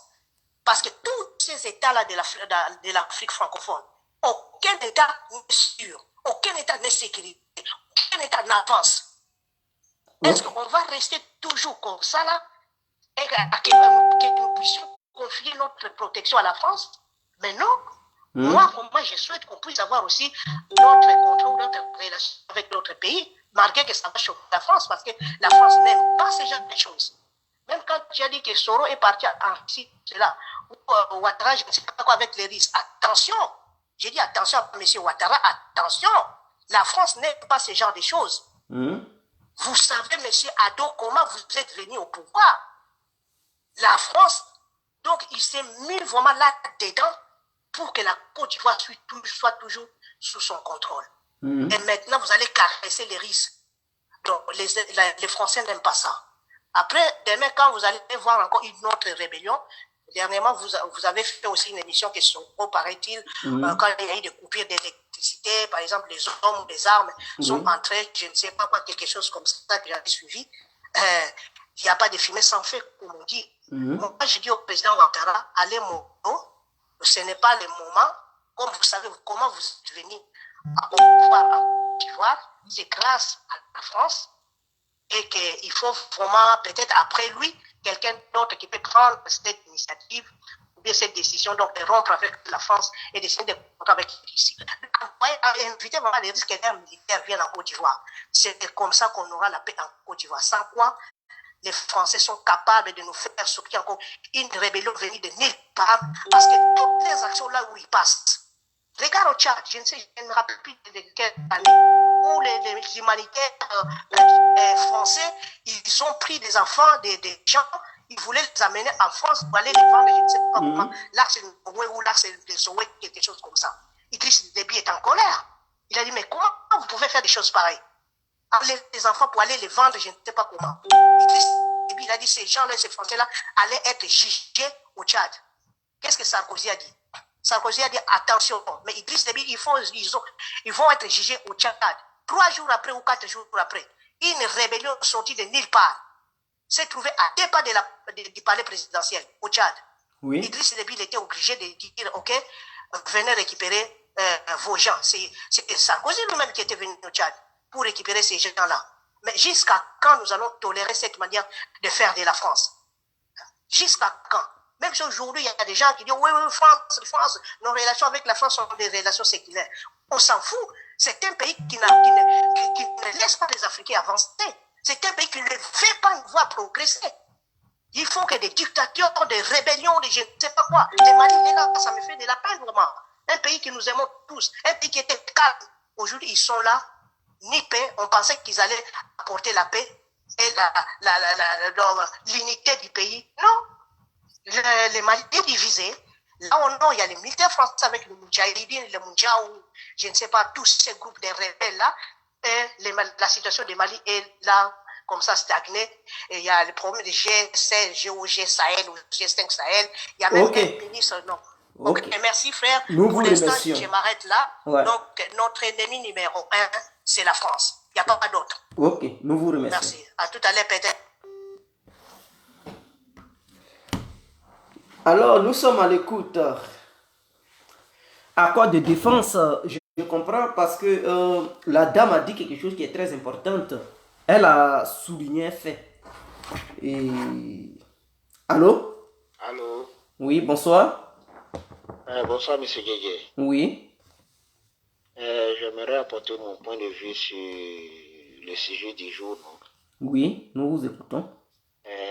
À mon humble avis, moi je pense bien que l'Afrique, on doit commencer par se respecter en respectant d'abord ce qu'on appelle un État et une nation. Parce que nous sommes encore depuis plus de 50 ans et nous sommes encore au niveau des pays.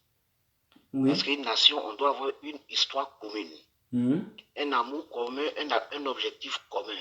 Oui. Parce que si aujourd'hui on a des âmes de dernière génération, oui. Pour moi, ça peut être vraiment quelque chose qui peut nous détruire vraiment un peu plus sérieusement. Parce que si on n'a pas d'amour du pays, on ne s'aime pas entre nous, il n'y a pas de base, il n'y a pas d'amour propre. On sort des âmes plus sophistiquées. Imagine-toi ce que chacun pourra faire.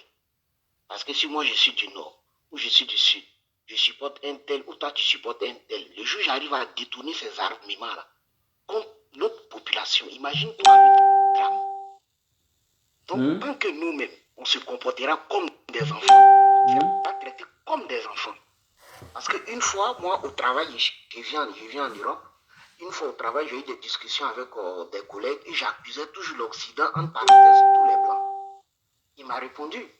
Il dit, mais aujourd'hui, tu es ici, si on te propose des armes pour défendre l'entreprise, est-ce que tu vas prendre des armes? Il dit non. Il dit, mais pourquoi dans ton pays, quand on te propose des armes, tu es carrément prêt à prendre pour tuer ton frère qui est directement devant toi? Pourquoi vous ne prenez pas ces armes-là pour attaquer les Occidentaux qui vivent chez vous? Oui. Depuis ce jour, moi, je me suis dit que la clé de l'Afrique, c'est le respect de l'Africain lui-même, de sa nation, de quitter dans les histoires du Nord, Sud, Est et Ouest, sachant que nous sommes d'abord Ivoiriens, nous sommes d'abord Africains. Même si, regarde, par exemple, je ne supporte pas les djihadistes, moi. Mais regarde, les djihadistes, vraiment, ils n'ont pas assez de moyens. Mais pour les combattre, Al-Qaïda, toutes ces grandes puissances-là, mettent des armes gagner parce qu'ils ont une seule tête. Oui. Tu trouves une seule tête, que tu viens avec tous les armements du monde, c'est difficile pour toi de vraiment faire ce que tu veux. Même dans le monde arabe, pourquoi aujourd'hui l'Occident ne peut pas totalement contrôler le monde arabe? Parce qu'ils ont une seule tête. Mais nous les Africains, on n'a pas une seule tête. De chaque pays à un autre pays, on se traite comme des étrangers. Donc on ne peut pas rêver de quelque chose qu'on ne construit pas. Donc, voilà vraiment ce que je voulais dire. Non. Pour moi, apprenons à devenir grands, apprenons à s'aimer nous-mêmes, et tu verras qu'au fil du temps, on pourra faire des études, on pourra faire des armements, on pourra investir, on pourra faire toutes choses. Mais tant que nous-mêmes, on ne sait pas qui on est, Allô? Allô? Allô? Oui, on vous écoute. Voilà, je dis donc c'était juste mon intervention pour moi. Ok. Prenons une conscience collective, sachons apprendre des erreurs, sachant que si l'Afrique se met ensemble, ce n'est pas seulement les âmes. Si économiquement, tu arrives à t'en sortir, on parle d'une seule voie, le CFA, on parle de tout ce qui est problème. Quand tu finis d'être économiquement fort, tu es militairement fort. Donc on ne peut pas prendre de l'argent, eux-mêmes, ils fabriquent pour nous, on va acheter des armes. Ils vont toujours casser ton économie pour ne pas que tu achètes des armes.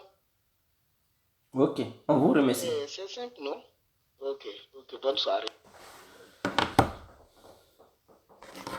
Allô? Oui, allô? Bonsoir. Bonsoir. Ok. Bon, écoutez, moi, j'ai écouté votre débat là.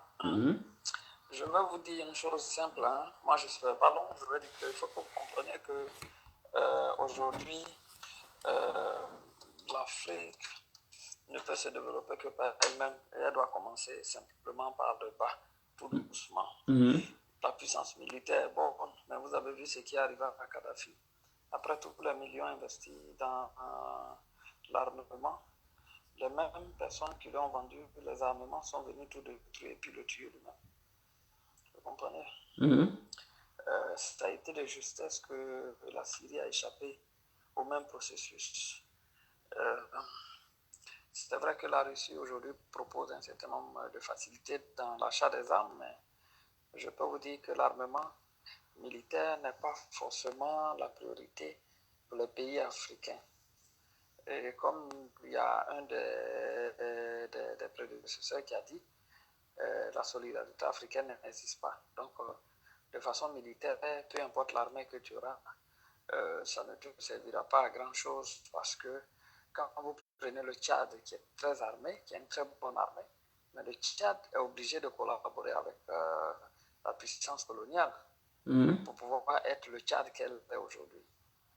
Si on prend le fait qu'on va prendre pour appui des pays comme la Chine et la Russie, ce sont des pays qui sont vraiment des faux amis. Moi, je le dis, ce sont des faux amis parce que quand vous voyez aujourd'hui ce qui arrive au Venezuela, vous comprenez bien que ce n'est pas des amis, ça.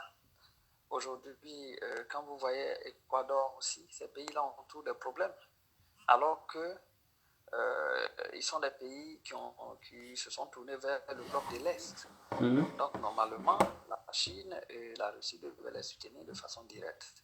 Mais c'est des choses qui ne se font pas.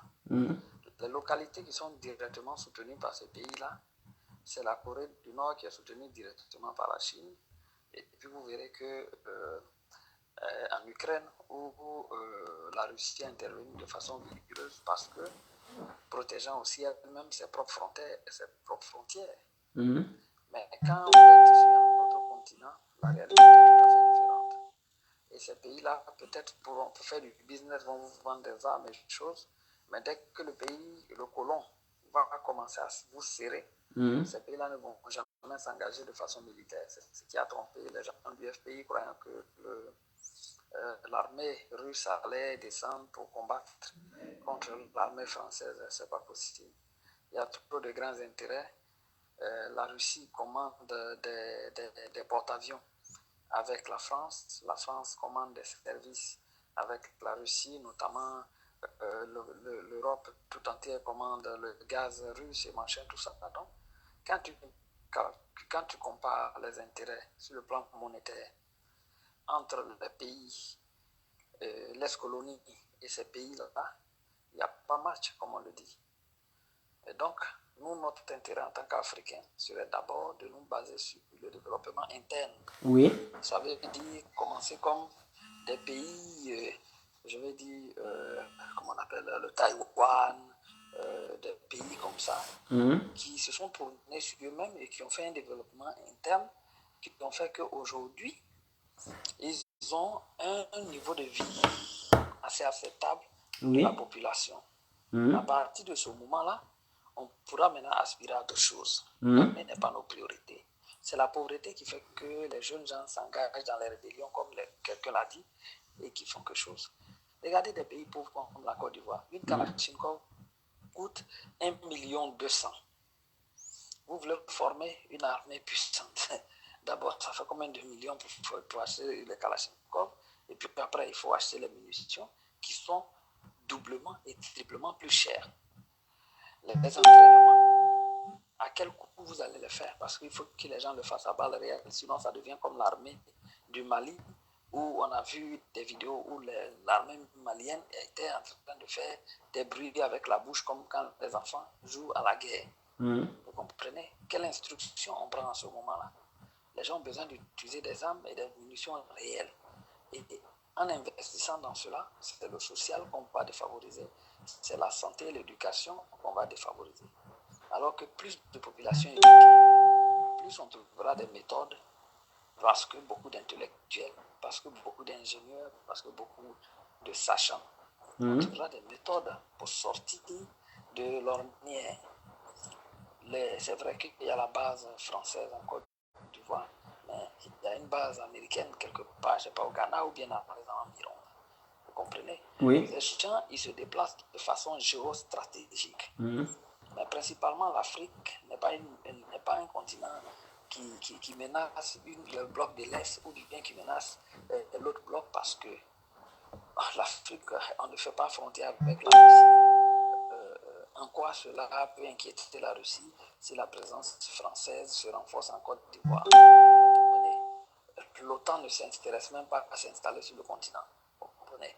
Parce que ça ne leur pratiquement portera pas à quelque chose. Regardez une affaire surprenante. Israël et la Russie collaborent, alors que dans la guerre en Russie, en Syrie, c'est les États-Unis et le bloc de l'Europe contre le bloc de l'Est qui se combattent en Russie, en Syrie. Vous comprenez? Israël est l'un des appuis majeurs des États-Unis, ou collaborateur majeur des États-Unis. Mais comment ça se fait que ces deux pays-là, de façon contradictoire, c'est-à-dire qu'il n'y a pas de logique, les deux pays-là collaborent dans les interventions en Syrie parce qu'Israël veut se rassurer que l'Iran ne passe pas par la Syrie pour l'attaquer demain. Et la Russie prête le front et accorde bien cela à Israël, alors que la Russie est partenaire avec l'Iran, avec Téhéran. Vous voyez? Donc c'est un dirty game. Donc les pays africains doivent se concentrer sur notre économie. Le sujet est bon, mais moi c'est ce que je pense. C'est ce que je voulais vous dire. Ok, on vous remercie. Mais c'est mon point de vue. On vous remercie. Merci. Bon, ce soir, on ne va pas durer. Hein. C'est un petit truc vite fait là. Demain, on va faire un bon sujet uniquement sur la Côte d'Ivoire, vous voyez. Mais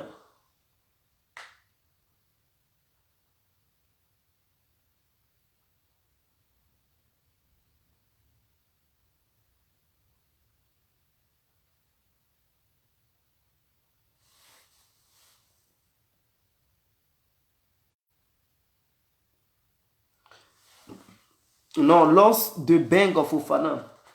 Quand vous dites cela, vous voyez l'Afrique centrale, hein, la Centrafrique plutôt, qui avait des accords coloniaux avec la France, mais ce pays, cette Centrafrique, vient de signer un accord de défense militaire avec la Russie. Et c'est la Russie maintenant qui envoie des armes, qui envoie des soldats, des services de renseignement.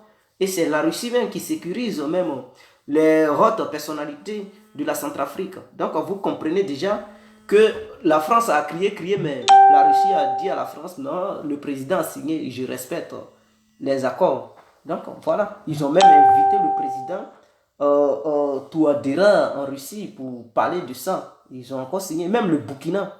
Vous oubliez, le Burkina a signé un accord de défense avec la Russie. Beaucoup ne le savent pas, mais le Burkina a signé. Tout dernièrement. Oui, allô? Oui, allô? Oui, bonsoir. Bonsoir, je voulais intervenir à propos de votre émission aujourd'hui. Oui. Ouais, donc je voudrais parler à propos de cette affaire d'armement en Afrique là. Donc d'abord, moi je pense que c'est pas une solution de s'armer parce que voilà mes raisons. Hein. Bon, par exemple, quand tu vois par exemple combien coûte tout l'équipement, d'un soldat. Bon, par exemple, disons d'un soldat chinois, tout l'équipement que lui porte sur lui avec son arme, tout ça, ça coûte à peu près 750 000 par soldat. Quand tu prends un soldat américain, tout l'équipement qu'il a sur lui, avec tous ses habits, tout, ça coûte à peu près 8 millions. Oui. Et puis, quand tu vois un soldat chinois, en général, il est payé 200 000 par mois. Vous voyez? Donc, je pense que le problème, c'est un problème de financement au niveau de l'armée. Parce que quand on dit que nos soldats là, ils sont pas forts, moi, je pense que c'est faux. Hein. Moi, j'ai des amis qui sont soldats en Côte d'Ivoire, en Afrique, dans différents pays. Oui. J'ai des amis qui sont soldats, par exemple, ici en Amérique, ou bien en France. Mais c'est pas la même chose. Si tu as mis un soldat français en face d'un soldat ivoirien, ils vont frapper le soldat français face à face. Donc c'est une affaire d'équipement, c'est une affaire d'armement. Tant qu'on n'a pas pu résoudre cette affaire d'équipement, vraiment je pense qu'il ne faut pas qu'on se fâche contre nos policiers, contre nos soldats, parce qu'ils sont très compétents. Ils peuvent faire le travail, mais ne sont pas bien payés en général. Il n'y a pas beaucoup de pays où on peut payer les policiers 200 000 par mois.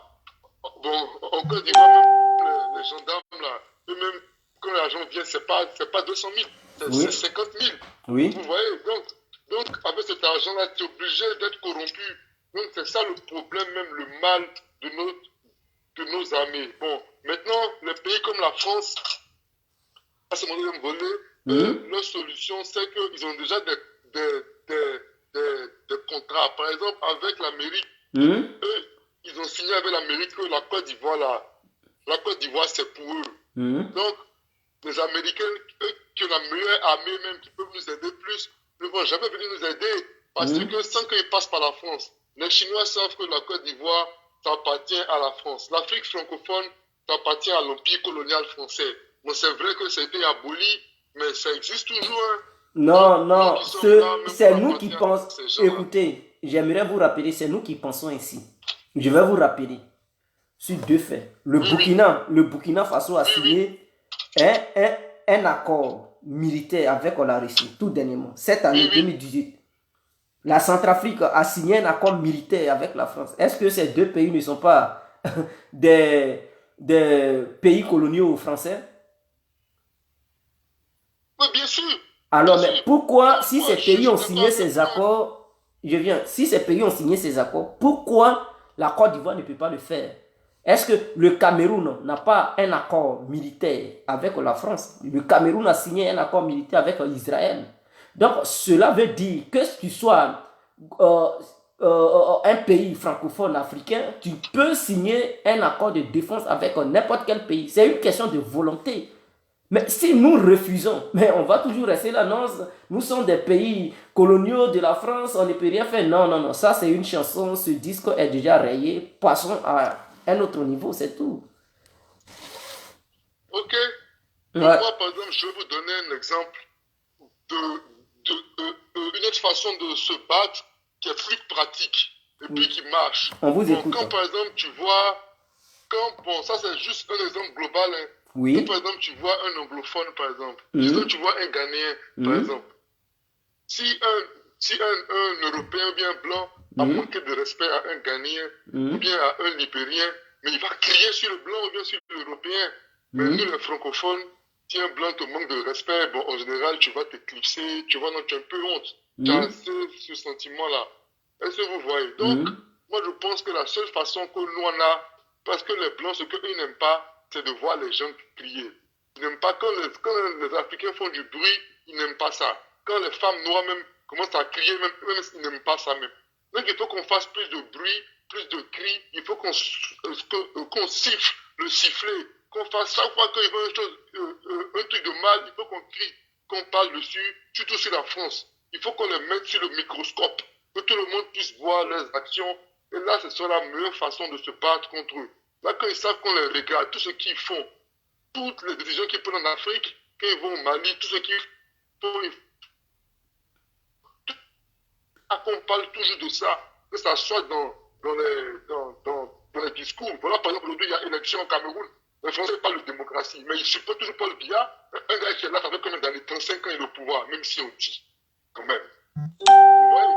Donc, moi, je pense que c'est l'affaire de ça, parce que les armes, là, il faut faire attention. Parce que vous pouvez dire ça, demain, ils vont venir vous tuer ici. Nous, on ne veut pas ça. Non, il faut qu'on fasse une politique publique. On va parler, dénoncer, on va siffler. La parole, là, c'est la seule arme qu'on a. Donc, c'est ce qu'on va utiliser. On n'a qu'à continuer avec la parole. On n'a qu'à crier, signer la sonnette d'alarme. Si on fait quelque chose de mal, il faut qu'on crie, qu'on les indexe. Quand ils seront bien indexés, c'est là, comme ça, l'Afrique pourra se battre contre ces gens-là, contre ces Français. Parce qu'eux, ils font croire au monde entier qu'eux, ils nous aident. Mais ils ne nous aident pas. La France n'aide pas l'Afrique. Il faut que tout le monde entier sache ça, que ce soit clair. La France n'aide pas l'Afrique. On vit dans un empire colonial. Il faut que tout le monde entier sache ça. Même s'ils disent c'est faux là, il faut que tout le monde sache que c'est vrai. Que c'est l'Afrique qui fait vivre la France. C'est ça mon intervention aujourd'hui. Ok, on vous félicite frère, on vous remercie infiniment pour votre très brillante intervention. Merci à vous. Merci aussi. Allez, ciao. Merci aussi à vous. Bonne aussi. nuit à Merci. vous, frère. Ouais. Ciao, ciao.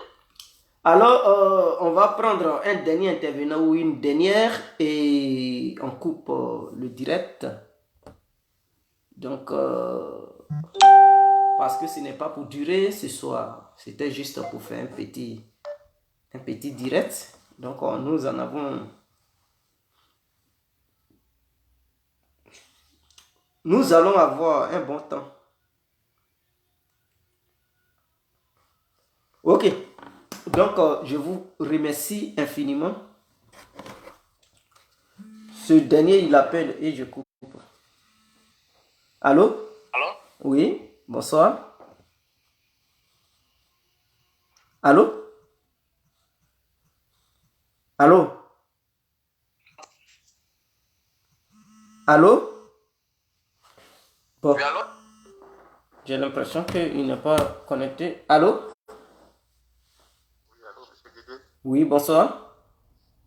Bonsoir, monsieur. Oui, nous vous Bon, écoutons. moi, je serai un peu bref.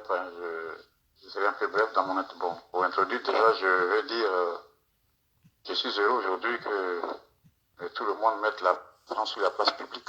Et qu'on ne dise pas que si on n'est pas content avec la France, qu'on retourne dans nos pays. Souvent, quand on critique, c'est pas parce qu'on est contre.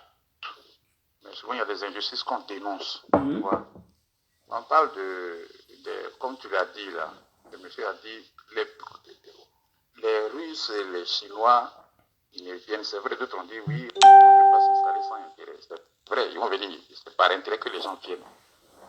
Maintenant, de deux, le monsieur a dit, c'est pas une conclusion ni une réponse, mais il a dit, nos armées, même si on les place devant l'armée malienne, l'armée, ils ne pourront pas se battre. Comme l'autre a dit, je dis non, on a vu, il a dit au Mali. Mais quand les Maliens devaient aller, quand les gens devaient aller libérer qui était en première ligne, c'était les militaires tchadiens. C'était les militaires tchadiens qui ont ouvert la voie. Et puis après, les Français sont venus avec leurs hélicoptères et tout et tout. Dans tous les cas, je vais dire, on n'a pas... La France, on est à un prix carré français où on ne pourra pas s'en sortir. Quand Gbagbo a tenté, on dit, mais il compte sur quoi? Il a quelle force? Il compte sur quoi? Si on n'a pas quelqu'un de courageux, vous comprenez? comprends? Et puis quand un président, quand il veut faire des actions, il faut que son peuple soit derrière lui. Oui. Et ton peuple n'est pas derrière toi, vraiment, bon, tu ne peux pas aller. Et quand le gars a commencé, on a dit non, mais il compte sur quoi? Mais avec quelle force il veut comparer aux Français? Non, c'est pas. Et puis de deux, il faut que le pays soit indépendant. Il faut avoir toi-même ta propre monnaie. On a parlé des équipements. Tu comprends? Oui. Les équipements, ça s'achète. Et celui qui fabrique ton argent, celui qui sait combien il te donne, il sait que ce qu'il t'a donné là, c'est juste pour payer les fonctionnaires et puis faire vivre l'État. Tu ne peux pas payer d'armes. Oui. Alors, si tu as ta monnaie, comme c'est vrai que si la Côte d'Ivoire essaie d'avoir sa monnaie, comme on connaît en Guinée et au Congo, ils vont injecter la fausse monnaie et ça va dégringoler notre économie. Mais après, ça va aller. Et ça, il n'y a rien à faire. On ne peut pas commencer quelque chose sans qu'il y ait des désagréments. Mais il faut avoir quand même le courage d'avoir la propre monnaie. Comme ça, tu pourras acheter les équipements nécessaires que tu voudras. Et puis bon, voilà. Donc, on a dit, tu sais, on peut combattre. Les Français et les choses. Ce n'est pas les Africains qui combattent, qui fabriquent les chars. Les gens, ils font par intérêt. Les chars, là, il y a les GPS dedans. Mais Al-Qaïda utilise les Français, ils savent, ceux qui ont fabriqué là, ils savent où les gens sont localisés, mais par intérêt. Par intérêt, ils ne peuvent pas aller combattre ceux-là. Ceux-là, ils ont des chars, ils sont cachés. Les chars là ont des GPS et tout et tout. Donc, ils sont là-bas, ils savent où tel char est situé, où tel char est situé d'Al-Qaïda, où ils sont. Mais ils ne veulent pas. S'ils veulent combattre, ils vont combattre. Mais comme ils veulent nous assujettir, donc ils nous laissent, et puis bon, ils tiennent nos présidents. Si tu ne me donnes pas de temps, Al-Qaïda va venir. Donc, donne-moi temps, je vais venir t'aider. Et puis, nous, on s'appauvrit. Alors, il y a quelqu'un qui a dit, il faut qu'on, nous-mêmes, on se respecte. Il faut qu'on respecte les thèses qu'on se donne. On se donne. Tu comprends? Voilà, Gbagbo. Quand on dit c'est des jeux d'intérêt, Savimbi était en Côte d'Ivoire. Il lui a arraché le passeport diplomatique. Quand Savimbi est rentré en Angola, il est mort. Et puis, la guerre est finie en Angola. Tu comprends? Donc, nous-mêmes, entre Africains, il faut qu'on se soutienne. Il ne faut pas qu'on dise, oui, lui-là, il ne me plaît pas, celui-là, il me plaît, alors tant qu'il est là, ça ne peut pas aller. Non. Il faut qu'on se soutienne. Ici, on se soutient, on mettra fin à la guerre et on va faire face à l'Occident. Donc, en gros, voilà ce que j'avais à dire pour le moment même. Et si ça continue, je reviendrai. Non, c'est fini pour le soir. Merci à vous. Ok, bon, on remercie tout le monde. Je vais stopper le direct. Voilà. Demain est un grand jour, il se fait déjà tard, 23h. Ciao. Ouais, on est ensemble. Je vous aime. Big up à tous et à toutes.